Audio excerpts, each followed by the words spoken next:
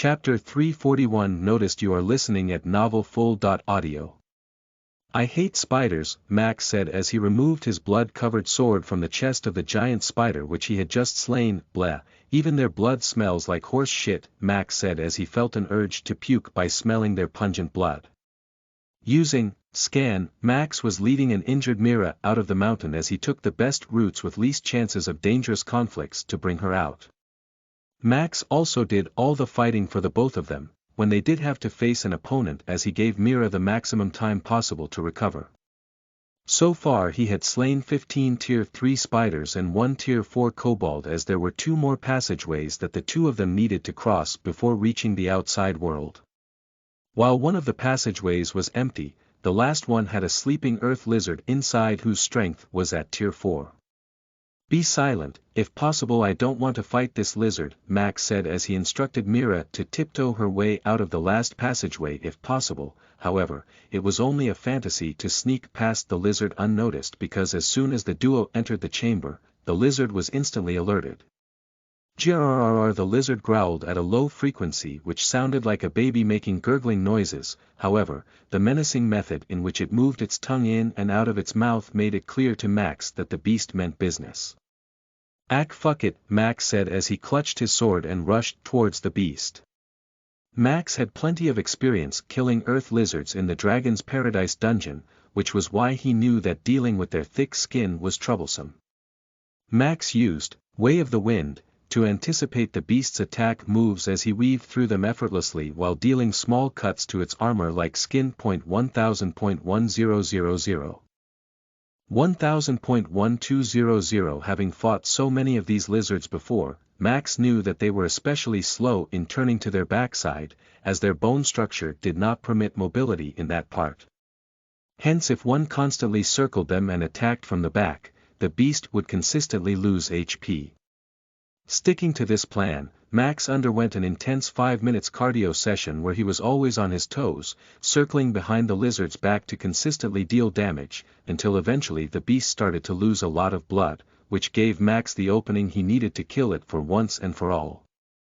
Blood manipulation, blood spike, blood slash. Max manipulated the beast's own blood to use it against itself as he created blood spikes out of them while simultaneously creating a sharp blade slash to deal critical damage to the creature. 34, 500 critical hit. System notification. You have killed a tier 4 earth lizard plus 2 earth lizard scales plus 140,000 EXP.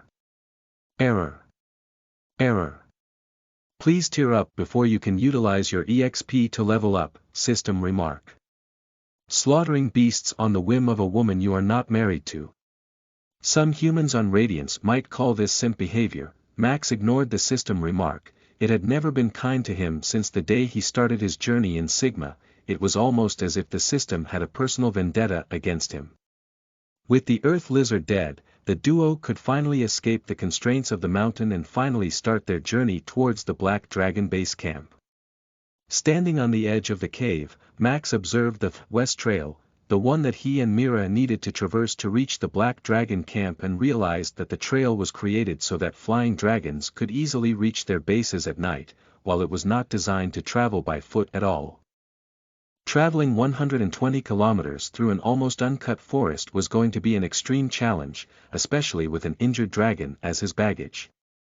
Meanwhile Regus had just received news of Max's stunning victory on the Kingsman battlefield as he felt like something was amiss regarding the abnormal rise of Raven. His intuition told him he needed to keep a closer eye on the boy, but he did not have a clear reason to do so, which was why he could only summon his most trusted ally Julian Caesar to entrust him with the task. Julian, I need someone you trust to go and inspect Raven. I want to see his status bar. Somehow I feel he's hiding a profound secret, Regus said as Julian Caesar seemed to be astonished. Opening and closing his mouth a few times, the man said, You see it too, right? At the banquet I could not inspect his status bar at all, which is odd because no tier 3 should have the power to evade my gaze. I could not inspect him either, but I know it's because Vega had handed him a divine ring that prevented all sorts of inspections. The only question I have is, why? BDNV, why did Vega go so far for this boy? Was it because his skin is scaly and like that, or a reptile? It's clear he has undergone dragonification, which if we see his records of having visited the Dragon's Paradise dungeon is not too surprising. Or is there some other even bigger secret to his being? I did not want to allocate someone important to this mission, however, the rate at which he's growing, I'm afraid I finally have to take matters into my own hands. Rest assured my lord, I'll handle this matter personally. I've already put a bounty on his head, however, I'll quadruple it for a complete copy of his status bar. Julian said as Regis nodded in approval. The Vampire King had taken notice of Max. Finally he could no longer be ignored even though he was an ant in front of Regis Aurelius, because his sting could potentially still cause pain to his monarchy. /////A/N. Bonus chapter for hitting the GT target, good job everyone. ////. Chapter 342 Morals. You are listening at novelfull.audio. Max very cautiously led Mira along the western trail towards the Black Dragon camp as every second of the way he felt his senses heightened to the maximum and his heart beat rapidly. He was walking in an extremely dangerous forest, where every time he scanned his surroundings he found multiple tier 4 or stronger beasts in the vicinity that could pounce upon the duo if they so pleased. He was living absolutely on the edge, as while dragons who had massive wings and ruled the skies could fly away from a fight if they found themselves surrounded, he himself did not have a similar luxury. If he was suddenly surrounded by a bunch of monsters, it was fight or die. A situation which made Max feel an unprecedented adrenaline rush. Every time Max had faced such a tough situation where death was a real threat, he had some cushion to fall back to. Within the school, it was a wild zone, meaning even if he did die his soul would not dissipate.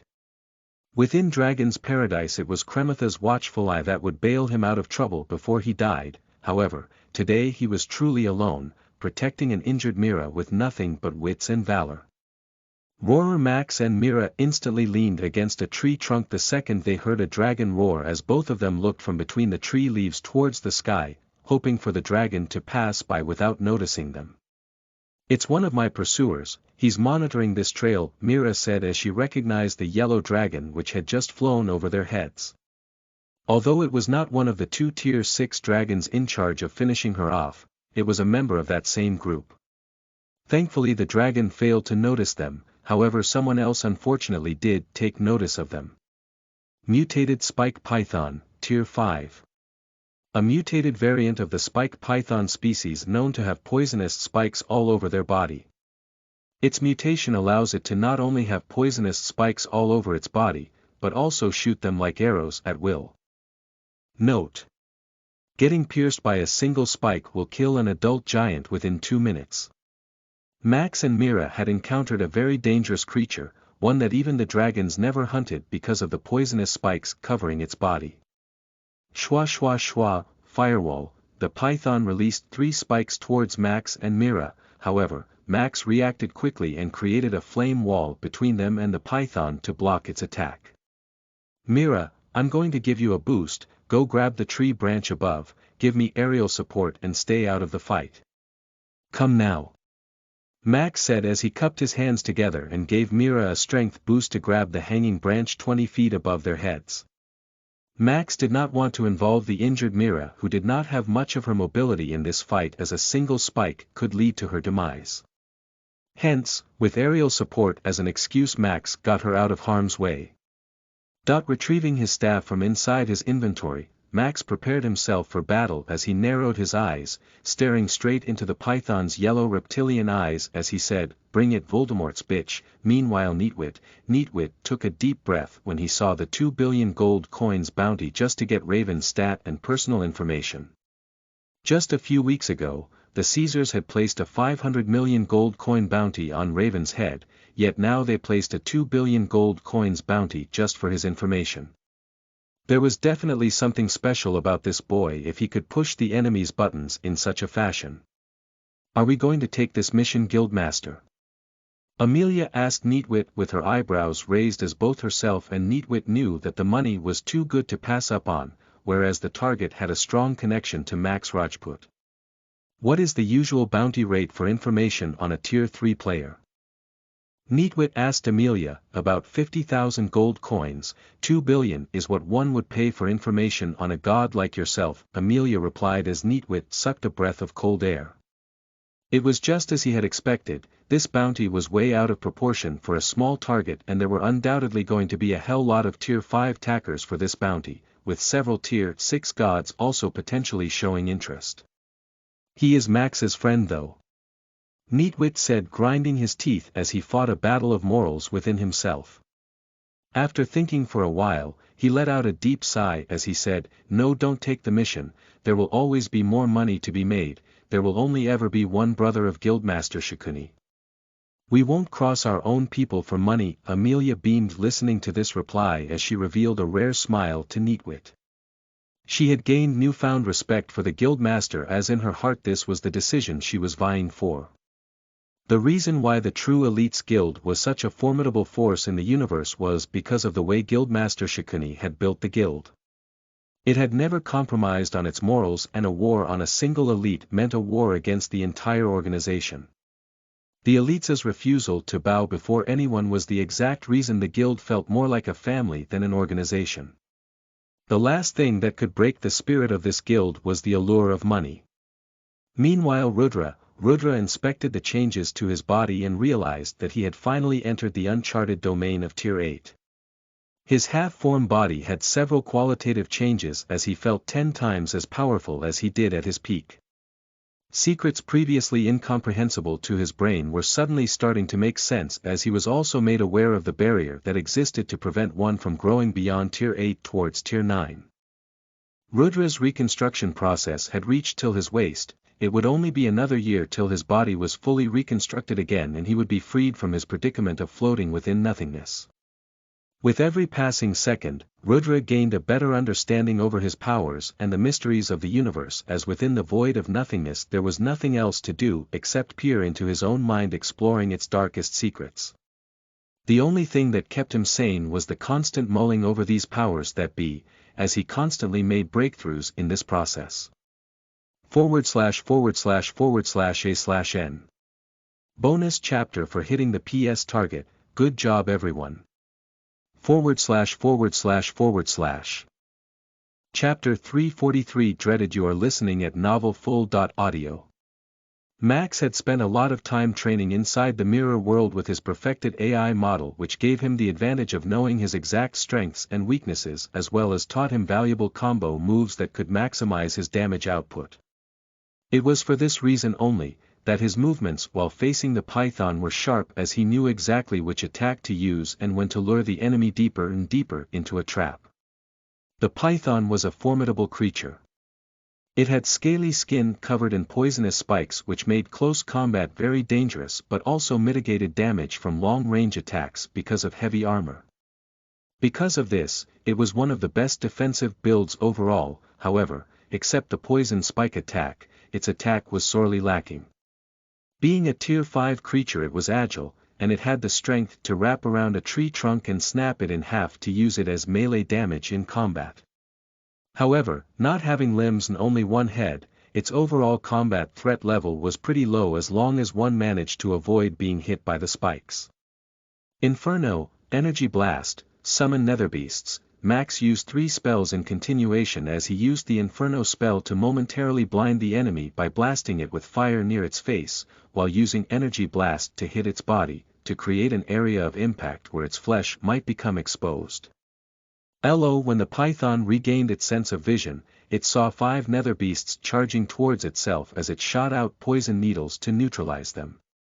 In dealing with the netherbeasts, the python had momentarily lost vision of Max, who was hovering over its body, using fire compression, coupled with Inferno, to create a strong fire attack that reached the highest levels of Tier 4 spell strength.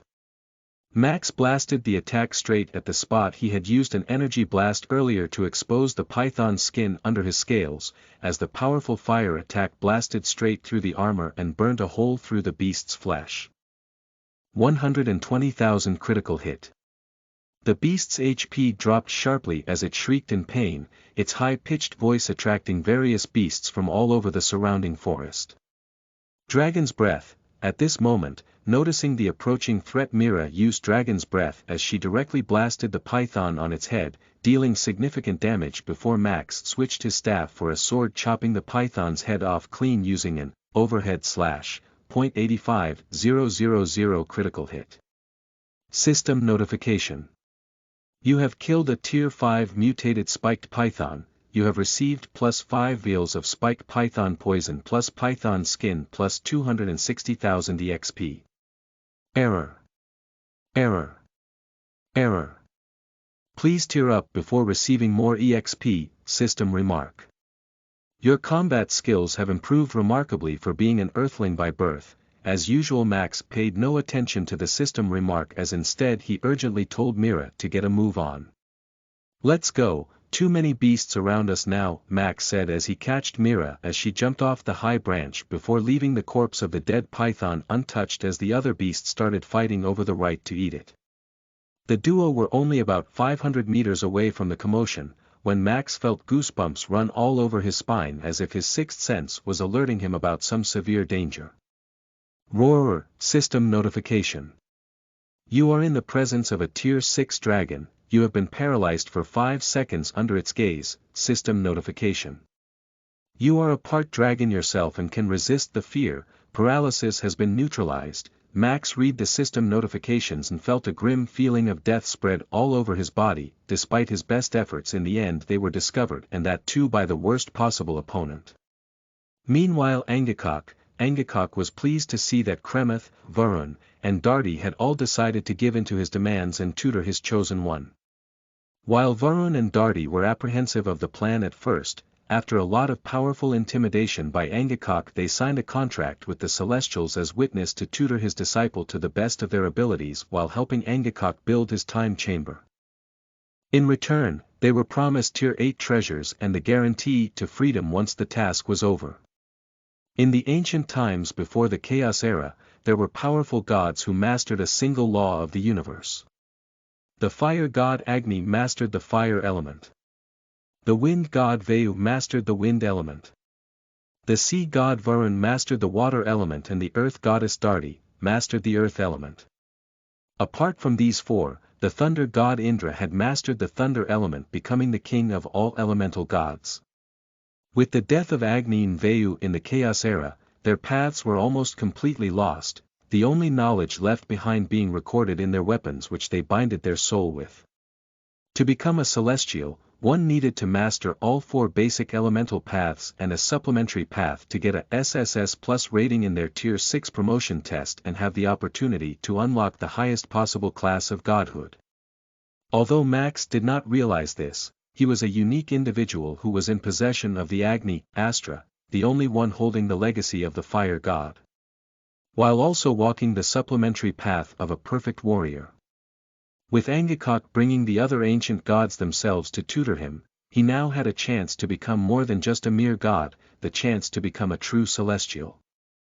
Naturally, Angakok's personal interests were heavily intertwined with this project, as he was not helping Max from the kindness of his heart. He had his own plans regarding Max, which was the only reason Kremeth was apprehensive of joining the project. /////A/N. This bonus chapter is sponsored by longtime patron Alket_Gaming. Please thank him in the comments for this one ////.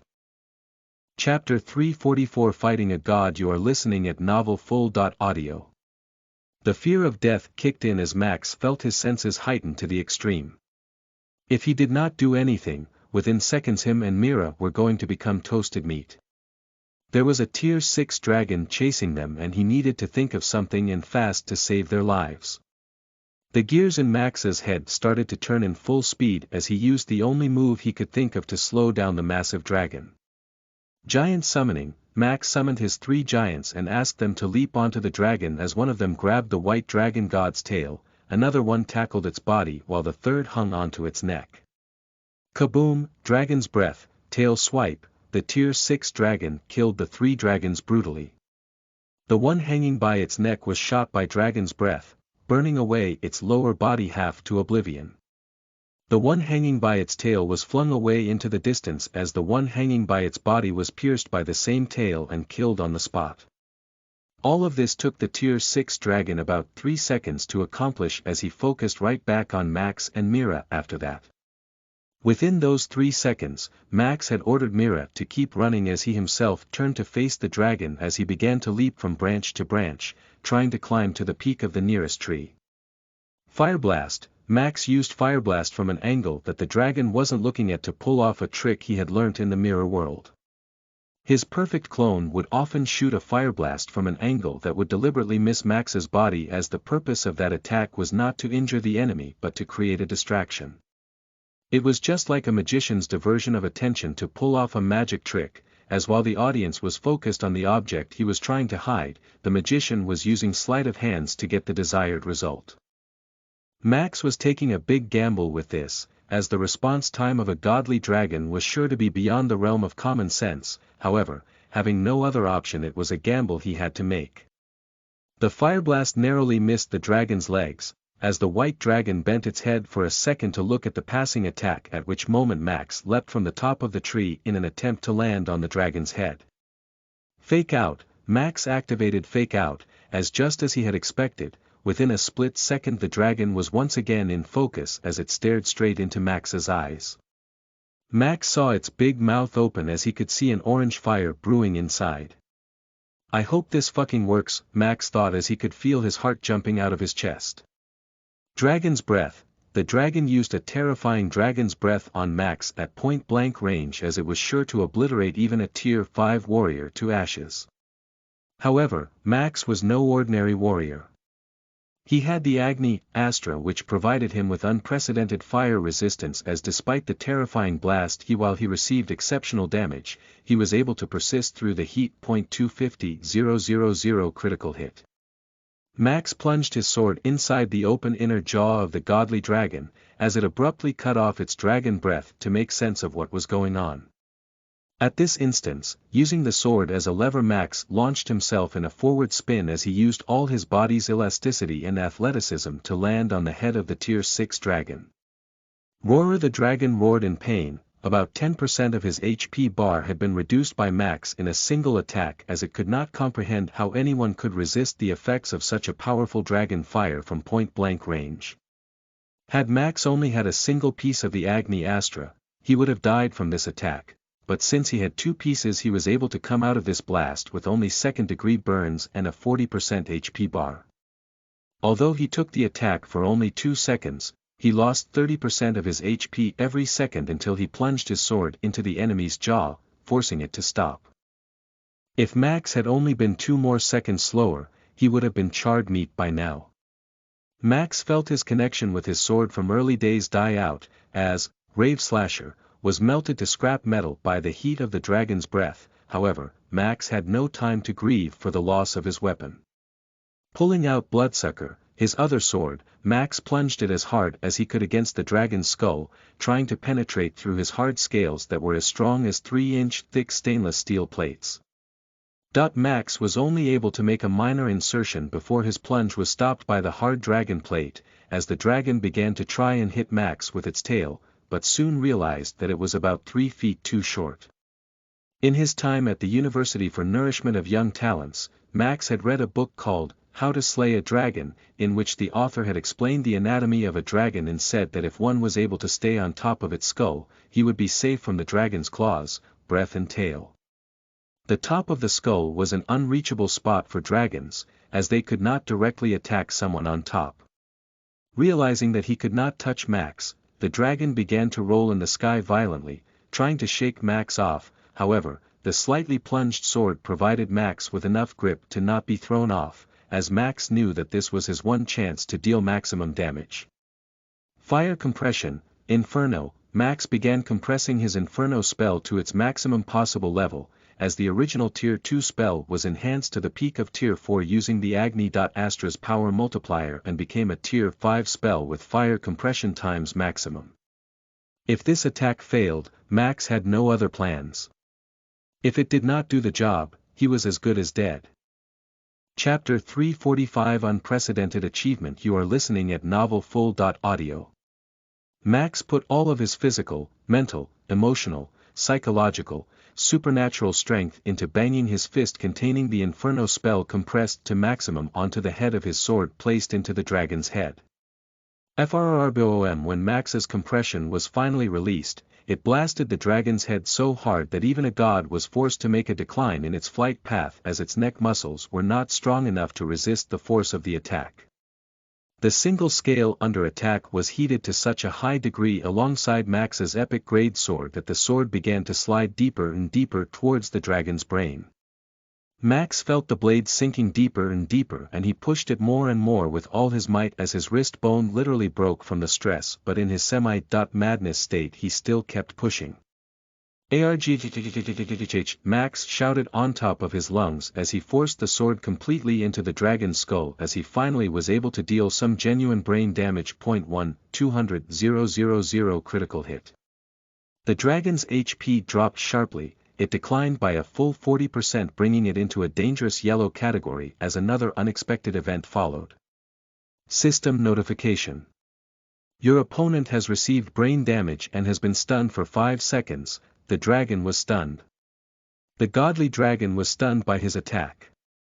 This was Max's chance to create unprecedented history and kill the enemy for once and for all, as he knew exactly how to finish him off. Fire compression, Inferno. Using his left wrist that was not broken, Max began to prepare another fire compression spell, as he juiced out every ounce of mana in his body into the attack to create what would be a blast as strong as the first one. At this point, Max's mana reserves and his stamina had both plummeted to extremely low levels, however the mad adrenaline rush and fear of death was what kept him going on, despite a depleted core. Arg, take this you piece of shit god, die today by the hands of this primordial vampire, for I wish to feast on your blood, Max said in a maniacal voice as he pulled out his plunged sword which looked extremely deformed with his broken wrist, and pushed his left hand over the open wound to push down the fire compression spell straight through the wound into the dragon's brain. The attack exploded inside the dragon's brain, and while it did not create a loud explosion noise, with the sound being contained by its thick skull, the dragon's eyes popped out of its sockets as blood started gushing from its ears, eyes and mouth. 500,000 critical hit. The godly dragon's brain was turned to ashes as Max saw with shock and horror how its HP bar quickly fell to a 0. The dragon's flying body continued to fly despite its death for about 5 seconds before the muscles started to lose tension and the dragon started to lose altitude, descending onto the forest below. Crash. The dead body of the godly dragon crashed into the west trail, destroying several trees before coming to a standstill. Mira, who was following the whole fight from the ground below, rushed to reach Max's location, as she found him in a slightly delirious state feasting on the flowing blood of the godly dragon as his HP bar visibly recovered. Ha! Ha ha ha, ha ha! Max laughed as his eyes were as wide as if he had just seen a ghost as he could not make sense of the situation. Max wondered if all this was just a dream or a reality as he stared at the system notification in front of himself. System notification. You have killed a god as a mortal, the mighty white dragon of purple bushes, Farinda. You have achieved a feat nobody has ever achieved in the history of the universe, becoming the first individual ever to kill a god while being at Tier 3. You have received the title, Godly Dragon Slayer. You have received the dragon's core, the dragon's heart and the dragon's scales. Your EXP rewards for the kill have been increased by 15 times the normal level for this exceptional kill. You have received plus 240 million EXP. Error. Error. Error. Cannot distribute EXP before tier up. Additional system reward for the exceptional feat achieved. 1 chance to draw an item of choosing from the universal inventory except the restricted items. System remark. Your sheer luck coupled with your cheats and knowledge created a situation that defies all realms of common sense. Someone needs to cross-check the value of your luck stat. System notification. You have drunk the blood of a god as a mortal, your constitution has been significantly improved. System notification. The blood of the dragon god improves the draconic characteristics of your half-dragon body. Title. Godly Dragon Slayer, Divine. You have slain a god as a tier 3 mortal, creating a historic feat deemed impossible by the Universal Queen. While equipping the title as your primary title, all dragons irrespective of their tier, will sense natural fear from you. Plus you will become immune to dragon fear and dragon gaze. Plus all attacks against dragon kind will have the effect of dealing x 20 damage. Bedo dem drawbacks. You will become a target for the prideful dragon clan for having killed one of their kin as a mortal. Max read the details and his mind blanked out, his body began to shudder violently as the fear which was suppressed by hormones for so long finally took effect. Mira stared blankly at the dead dragon and then at Max as she realized the significance of the fight she had just witnessed.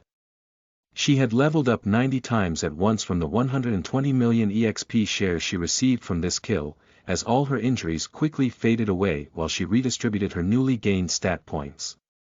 She did not understand how any man could pull this off, but Max did. Her soulmate had just killed a god. After a full minute, Max regained his wits as he looked around and found himself surrounded by a forest as he looked at Mira and said, "Let's go, his friends can come here anytime, I'm much better now, let me fly you on my back." Max tried to get up, however, as he put pressure on his right wrist he was immediately reminded that it was shattered and a ringing pain spread throughout his body. If they were not under such an immense life or death danger yet still, Max would have probably not stood up from his spot for the next few hours as he would think about every second of that fight and relish the memories. However, he did not have such luxury at the moment. Despite his unprecedented victory, he was still within dangerous enemy territory and needed to get out as soon as possible as he stood up and waited for Mira to transform into a dragon once more as he hopped onto her back. "Hold on tight," Mira said as she planned to fly at full speed towards the black dragon camp. Max wrapped his arms around her neck, trying to create a best grip with his broken wrist, as Mira took off from the fight location and sped towards the camp. /////A/N. Bonus chapter for hitting the grow a tree target on Discord. Good job everyone. If you have not already joined the community, join now using this link https://discord.gg/subycvtx// Chapter 346 Reaching the Camp. You are listening at Novel Full.audio. Mira flew at her top speed towards the Black Dragon camp, as along the way she was spotted and pursued by her attackers. Mira and Max were hardly 30 kilometers away from the camp and at the speed they were traveling it was not more than a 2 minutes journey. On their tail were 3 tier 5 dragons who knew they would become as good as toasted meat if they let Mira return to the camp, hence they chased her with all their might. Max wanted to peek back to get a better understanding of his situation, however, he could not move an inch, as the high velocity at which they were traveling created an incredible wind drag. Should he wriggle even a bit and increase the drag, his single non-injured wrist would become unable to hold on to Mira and fling him into the open sky. Fucking hell, Max cursed as he felt a dragon's breath attack narrowly miss his hair as Mira performed a mid-air barrel roll to dodge the attack. "I'm going to dive," Mira said softly, however, due to the high wind speed Max was unable to understand exactly what she spoke. "You what?" Before Max could ask what are you going to do, Mira took a full 90 degrees drop, as she closed her wings and dived straight towards the ground like a comet. Max could see them approaching the ground fast and although the ground inched closer and closer, Mira showed no intentions of slowing down at all. "God help me please," Max thought as he sincerely prayed to God about not letting his life end in a Charizard-style seismic toss attack. The pursuers also dipped after Mira as they dropped down at an even higher velocity due to their large mass. At the very last second, Mira pulled open her wings as she literally blew the dust apart from the ground below before stabilizing her flight path parallel to the ground. Max glanced below and could literally see his dangling feet only about 3.5 centimeters above ground as even if he extended his toes, he would touch the surface. Mira had pulled off an incredibly risky move and while her light frame and small body allowed for her to make such maneuvers, the larger mass dragons with bigger bodies could not pull up in time like her as their larger inertia led them to crash into the ground. Praise Newton and his law of inertia. Max thought excitedly as he saw one dragon after another crash into the ground below, giving Mira some much-needed seconds to create a safe distance.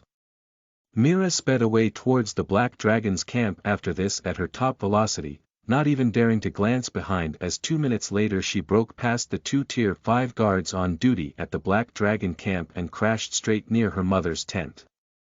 Her crash caused quite a commotion in the black dragon camp as Rhea instantly came out of her tent to check on her beloved baby. For a moment she was stunned to see Max, but a quick glance over Myra's body made her realize that she was covered in recently healed battle wounds. Rikitriax Makita, what happened?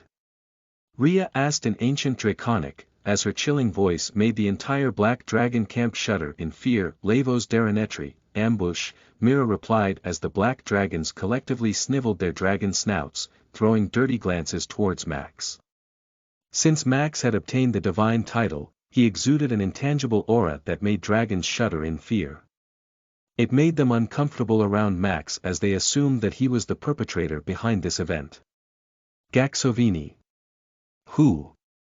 Rhea asked in absolute wrath as Mira pursed her lips and hesitated before answering. She knew that if she told her mother that the perpetrators of this event were still outside in the open, she would immediately fly off and start a bloodbath, which was why she chose to give a diplomatic answer. I'm injured, mother, and so is Raven, in an historical battle that will be recalled as a legendary feat in the illustrious list of universe's best battles. He killed a Tier 6 dragon of the White Dragon clan and saved me from my confirmed demise, Mira said in bipedal English, trying to calm her mother's wrath. So the enemy is dead. Don't lie to me, Mira, you kids are not capable of killing gods, Rhea said, admonishing her daughter for cooking up bullshit stories. It's true, Aunt Rhea, I mean Queen Rhea, Max said, affirming Myra's story. Rhea inspected Max's stat panel and found his title as she read its effects to confirm that Max had indeed killed a Tier 6 dragon. How did you achieve this feat? How is this possible? Tell me everything. Also, someone send in the healers and inform my husband. We need to have a serious discussion regarding today's events, Rhea said as she addressed both Max and her subordinates. Soon, Max found himself surrounded by the best dragon healers who mended his broken wrist and made it as good as new while Max slowly narrated the story of killing a Tier 6 dragon to Rhea. There were many inexplicable parts in his story, the biggest being how did he survive a point-blank blast of dragon's breath. However, by the end of the story Rhea understood one important fact, which was Max was a rare warrior who knew his own strengths and weaknesses as well as those of his enemy and could use them to prepare a formidable strategy. She was not sure that after all her experience as a warrior she herself could have made a better plan, as except for melting the god's brains, Max had no other methods of actually killing the beast. Everyone in the Black Dragon camp was truly impressed by Max's prowess as their gaze towards him turned from one of disgust to one of fear and respect. /////A/N. Bonus chapter for hitting the grow a tree target on Discord. Good job everyone /////. Chapter 347 Unexpected Rewards. You are listening at novelfull.audio. At the Dragon Capital, L.O. Max was taken to meet with Dragoon, the Dragon Monarch of the Golden Dragon clan and the current appointed head of the Dragon Monarchy. Although Max was not nervous to meet with Dragoon, he was intimidated when he walked through his palace as the place was enormous and was built with precious stones and luxuries all around. Let alone 100 trillion gold coins, the cost of materials used to make the palace easily exceeded several hundred trillion, as if the Dragon Monarch decided to someday sell the palace to get some cash, he would probably suck the liquidity out of the entire vampire monarchy. His palace was a testament to the great legacy of the Golden Dragons, as the palace was renovated generation after generation, as precious stones were embedded into the pillars, until it became the glorious structure that it was today. The hallways of the palace had several golden dragon guards who eyed Max with fear and disgust as they could sense an domineering aura when he was around. Dragoon had already been briefed about Max's feat of killing a Tier 6 dragon as a Tier 3 warrior, as even the Dragon Monarch was surprised and impressed by a warrior of this caliber.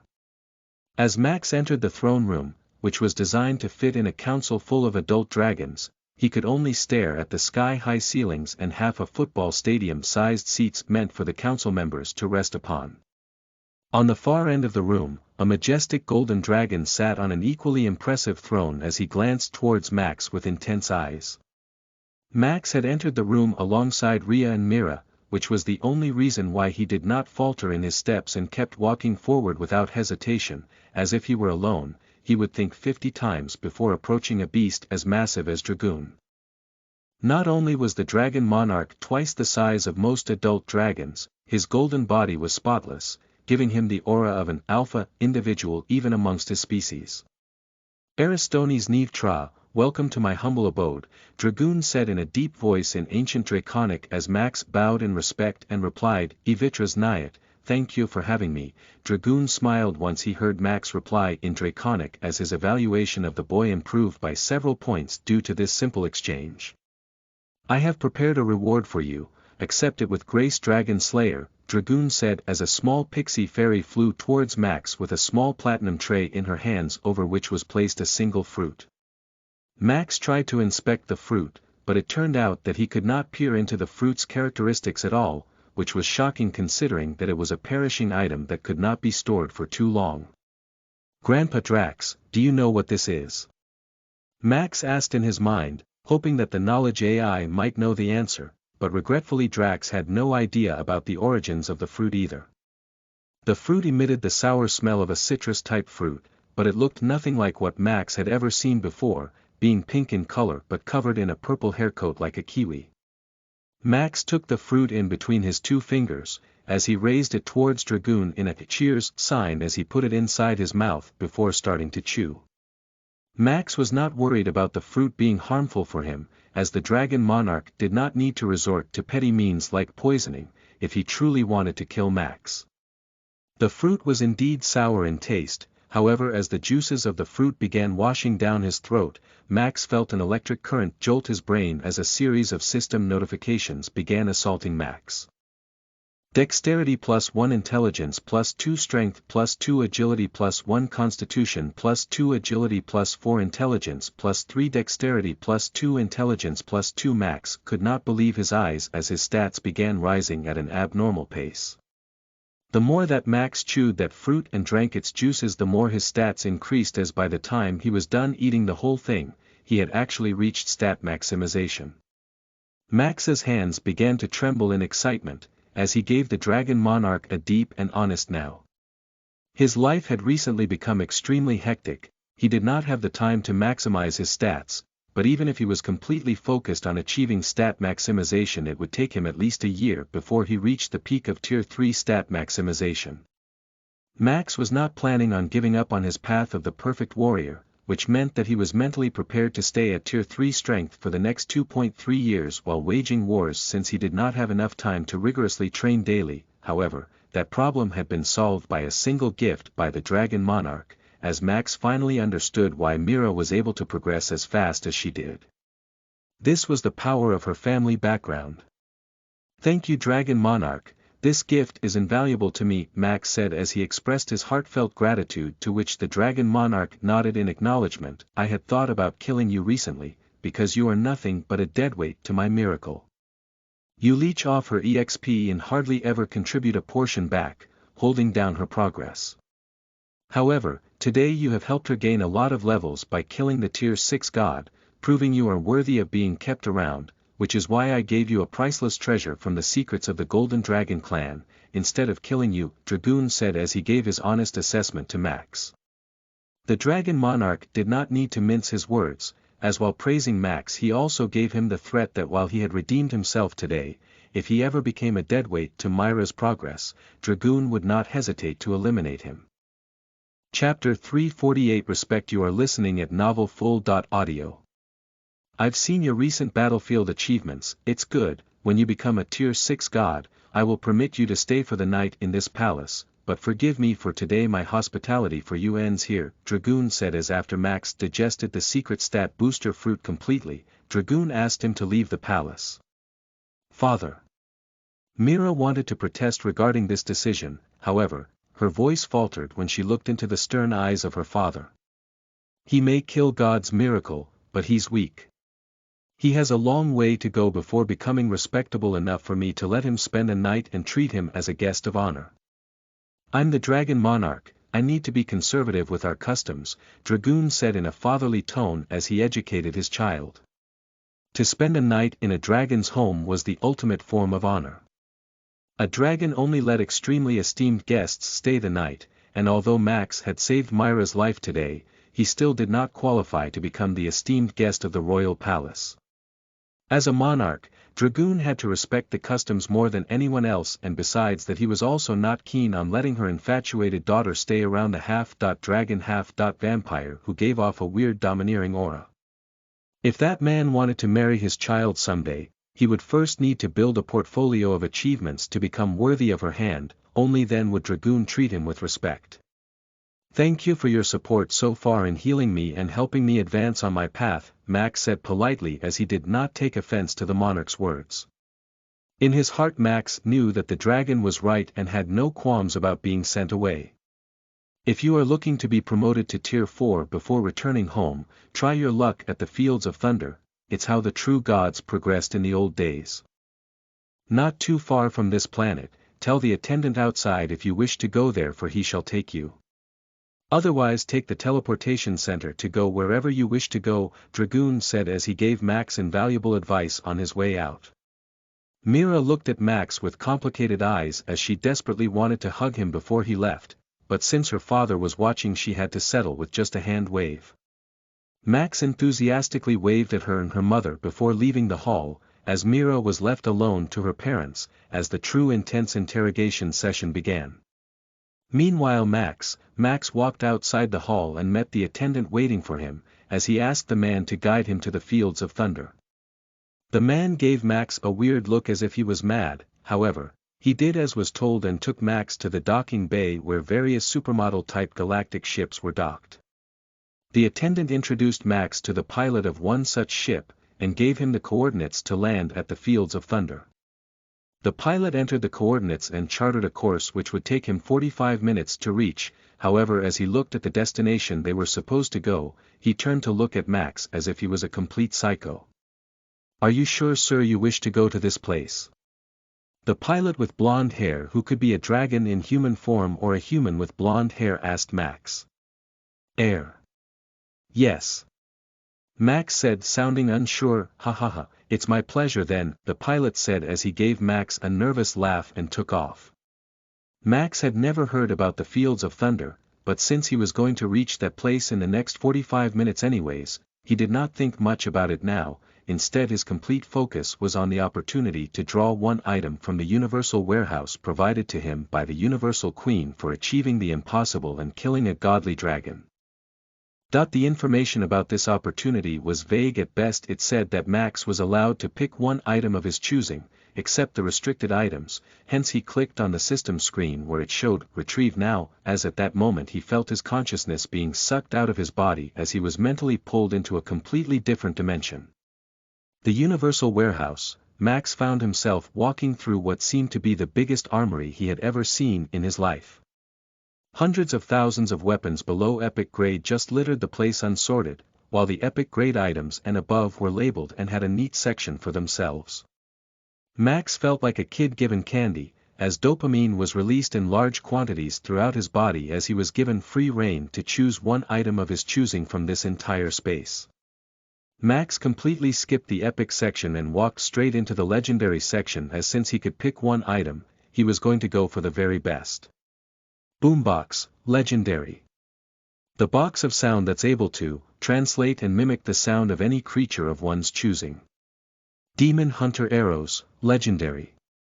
Arrows made from the soul of the legendary Demon Hunter Aaron. Sure to kill any demon below Tier 6 with a single shot.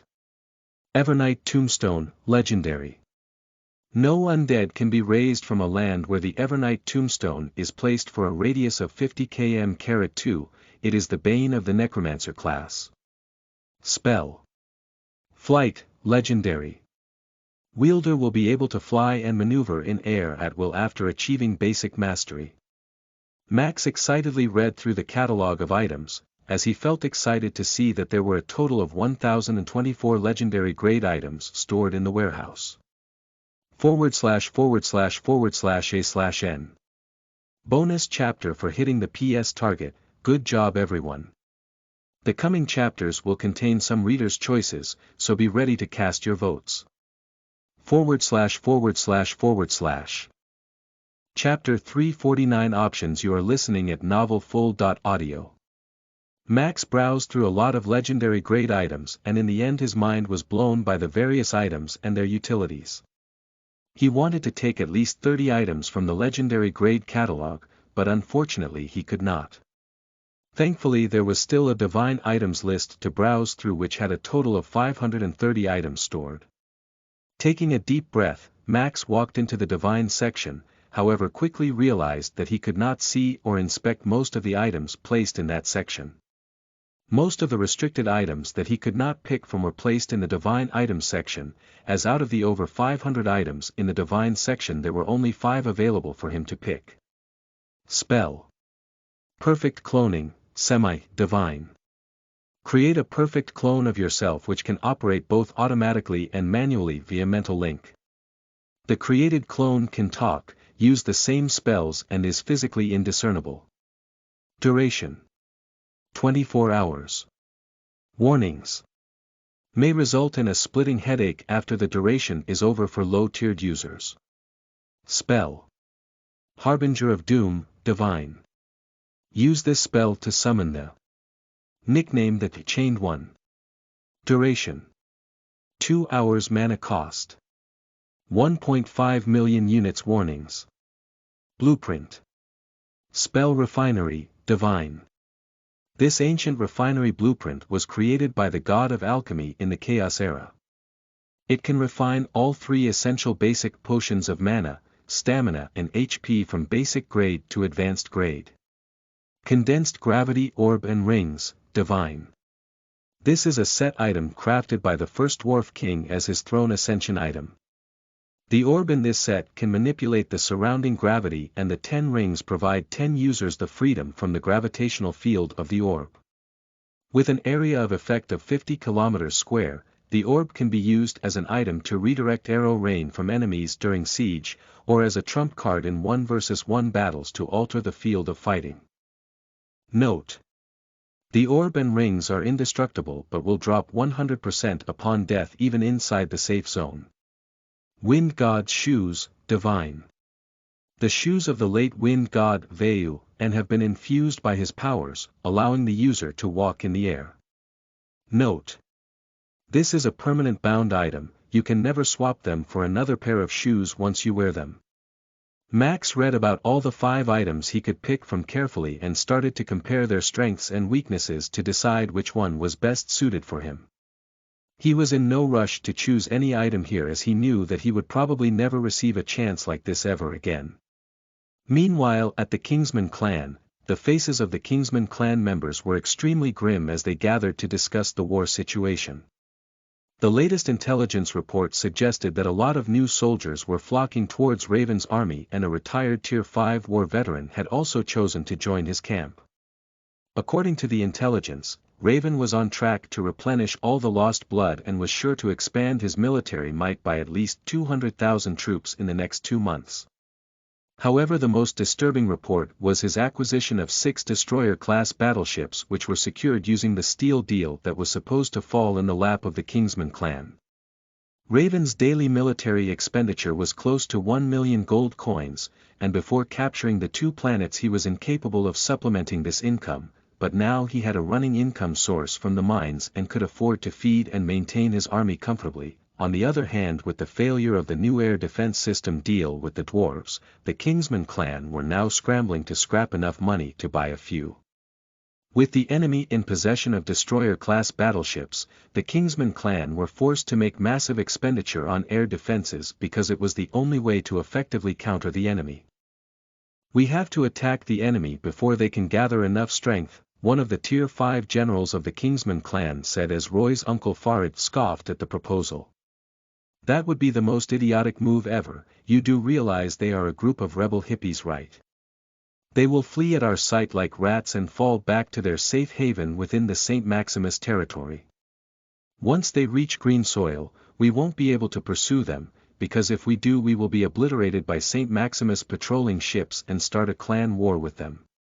Even if they flee and we take back the 2 planets, they can always return a while later and attack our diluted forces, or worse head straight for the capital, where either way we would bleed from having 1,000 cuts.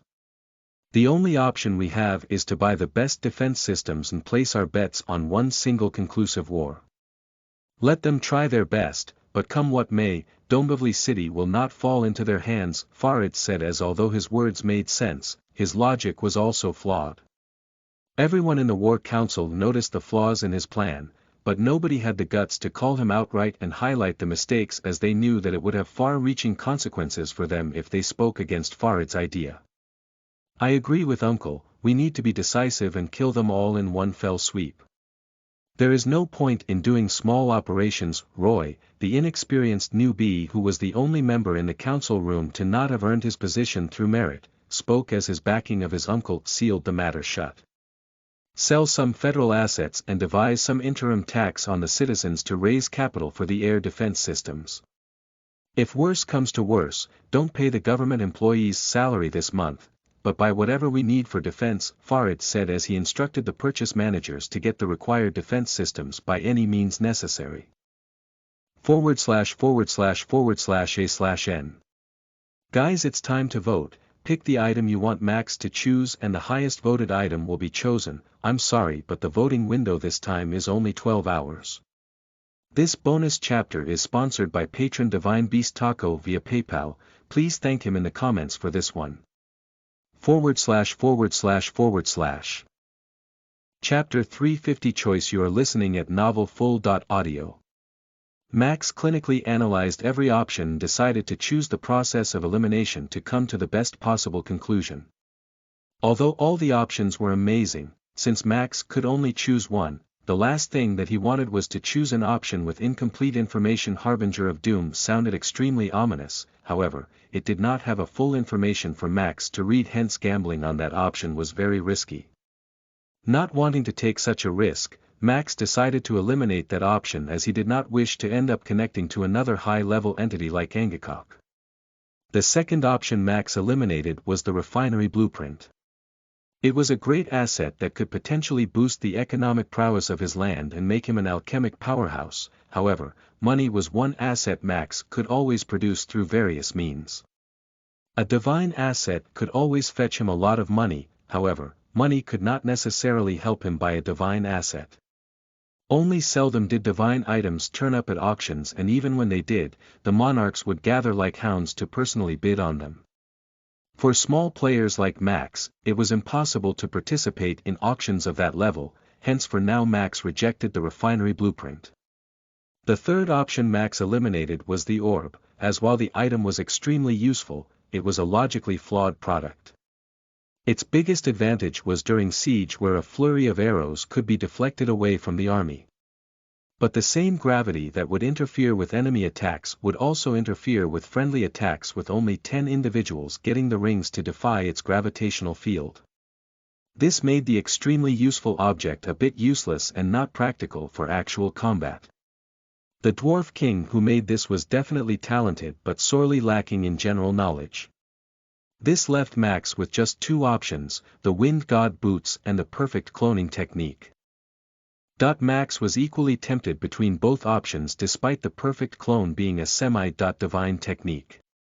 In his fight against the dragon, Max had felt the need to have flight abilities, because he was a sitting duck while facing aerial enemies. The boots of the Wind God were an item that would allow him to walk on wind without needing to learn the necessary skills or expend mana, which would be a great asset. However, Max had a strong feeling that if he learnt the further levels of Way of the Wind he would someday master the flight technique organically. Max had watched his master Kremeth walk on wind once inside Dragon's Paradise, which was the basis of this hypothesis. The only downside that the boots had were that they were permanently bound item, meaning Max could never swap them for other boots. In the future Max might need defensive type boots, or stat booster boots, or equip a full armor set outright, but if he was bound to the Wind God boots he would not be able to do so. It was only for this small reason that with extreme reluctance Max decided to go with perfect cloning technique. Max was already living a dual life as Max and Raven, which was why he needed to have this extra layer of safety now more than ever with the Aurelius and Caesar clan breathing down his neck. This way, he would be able to compromise one of his identities if the need ever be, and still have a safe identity to fall back to. Since the clone was capable of replicating his voice and his techniques in combat, with a little bit of trickery anyone could be fooled that they were two different people.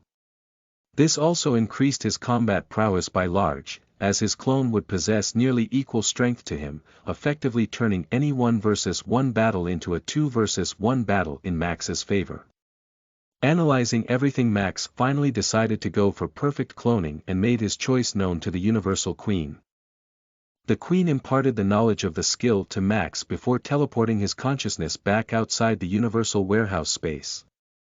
Max opened his eyes and heard the sound of crackling thunder in his surroundings as the pilot kept glancing at him with a big smile on his face.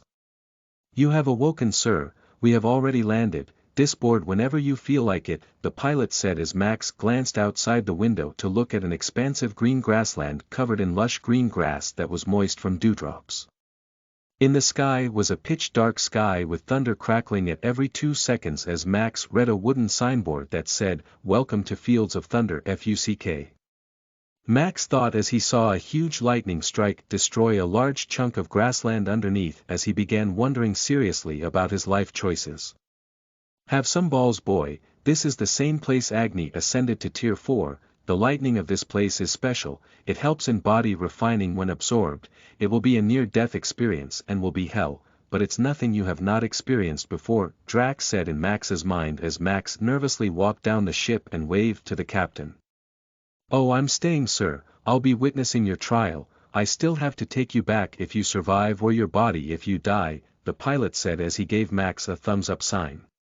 Max took a big gulp of saliva before walking into the Fields of Thunder as after walking 5 steps into the area he received a system notification. "You have entered the ancient Tier 4 promotion grounds, Fields of Thunder, beginning evaluation, prepare for the first lightning strike in 30 seconds. Max looked towards the sky and spread his legs as he grabbed his runic bone staff from his inventory. There was no point turning back now, it was either Tier 4 or death for him now. /////A/N. This bonus chapter is sponsored by patron Divine Beast Taco via PayPal, please thank him in the comments for this one.